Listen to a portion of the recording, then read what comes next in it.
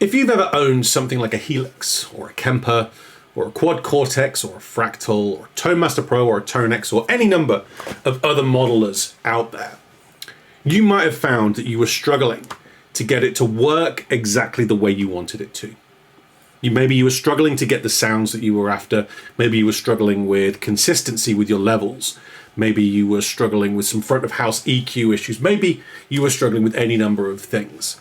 But there's a good chance that one of the reasons you might have been struggling is the same reason that I found I was struggling when I first started out using a modeler maybe 15 years ago. And this is something that somebody explained to me, and it's something that I want to explain to you now.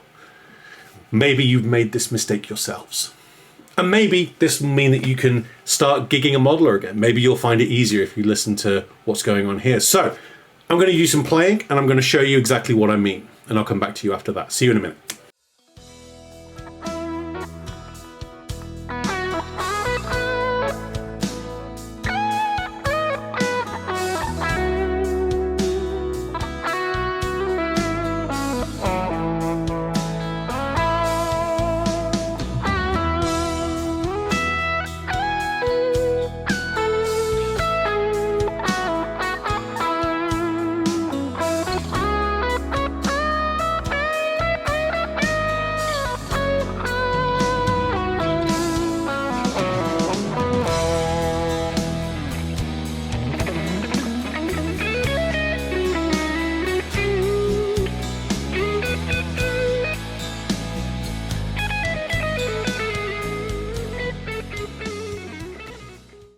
So there it was, hidden away in that playing example.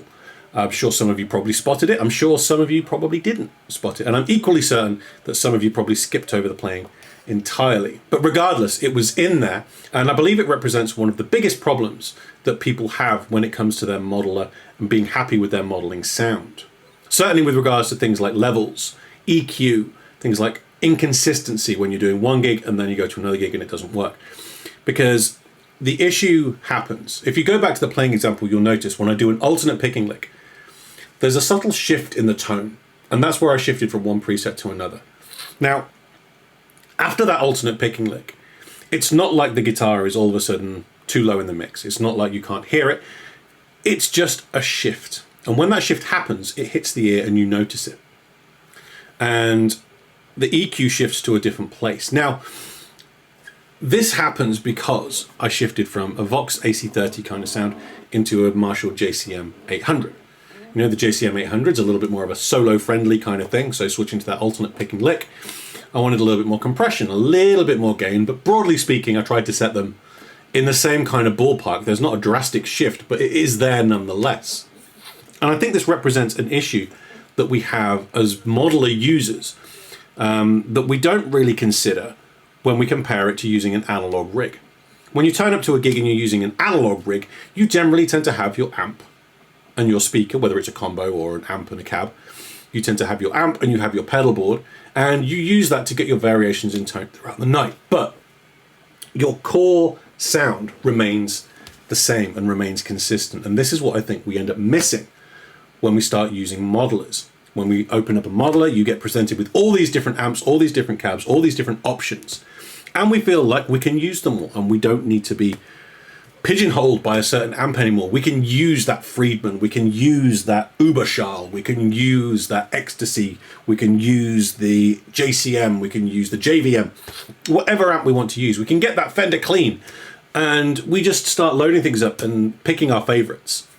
And when you're at home, that sounds great, because you get your lovely, lush, clean tone. And then you switch to your plexi style crunch sound, and it sounds marvelous.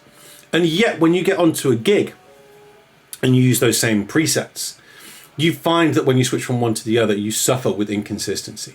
Just like when I switched into that JCM 800 sound, you notice that shift, and all of a sudden, it doesn't feel exactly the same as it did. Perhaps the EQ shifts down slightly, and maybe in the room you're in, you can't hear it as well. Or maybe all of a sudden you can hear it cutting through the mix a little bit more, but it's not at the same level it was before, where you were sat there and you get everything exactly where you want it with the sound guy. You know, and this is playing havoc with the sound guy as well. You shift from one thing to another thing, and he's constantly riding the faders all night to try and make sure that you're sounding somewhat consistent in terms of your volume levels. Now, you might be at roughly the same volume, but as you shift and, you all of a sudden go from, a mid-hump amp into something bright and trebly, then, it's going to cause problems. It's going to cause issues with your front of house sound, and not just your front of house, but your monitoring mix as well. As you're shifting from sound to sound, you're getting all these issues. So how do we solve it? The core amp tone. Exactly the same way that we address these things with an analog rig. When you're trying to craft your sound and you're trying to do a preset for a single gig, try and maintain some consistency. Now, you don't necessarily have to stick with one amp, one cab, and one pedal throughout the whole night, but just try and keep some consistency there. Try and consider, instead of using a twin for your clean and a plexi for your crunch, think to yourself, right, okay, can I get away with just using a tube screamer in front of the twin? That's going to keep yourself running through the same tone stack and the same pedal board and the same EQ and same cab. Everything is going to be a little bit more consistent, and everything is going to flow a little bit better when you switch from preset to preset. This is what we want to try and do. We want to try and minimize the jumping and the leaping around with the different EQs and the different tone stacks, because that's what causes the problem. And I think this is something which gets often underestimated when people are using modelers, or people just don't consider it, or maybe people do consider it and they assume that the modeler is going to be somehow clever enough to figure it all out and just solve the issue for you. But if you were to turn up with 5 amps and 5 cabs and 5 pedal boards to a gig, it would take a lot of work during sound check to try and get those levels and EQs balanced to a point where you were happy with them. And exactly the same goes for the modelers.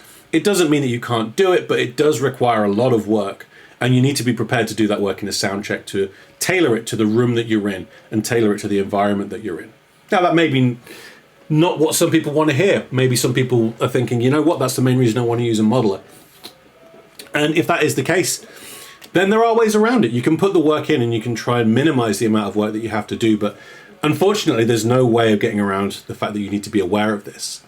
If this isn't something you've considered before, then hopefully this is maybe something that can make you consider using a modeler again. If you've perhaps gotten rid of one before and thought, this isn't for me, I can't get this to work, maybe consider trying this approach. Maybe borrow one and see if you can get better results by using this idea of, keeping some consistency and keeping your same core ideals. Things like keeping your reverb and delays similar and, using the same delays and reverbs and different effects in the same way that you would keep your pedal board the same if you were on a regular gig.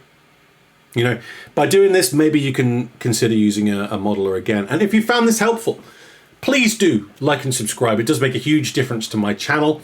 If you let me know that you enjoy the content, if you found this useful by liking and subscribing, I notice, and that means that I then choose to make more content like this. So please do like and subscribe, and I will see you guys in the next video.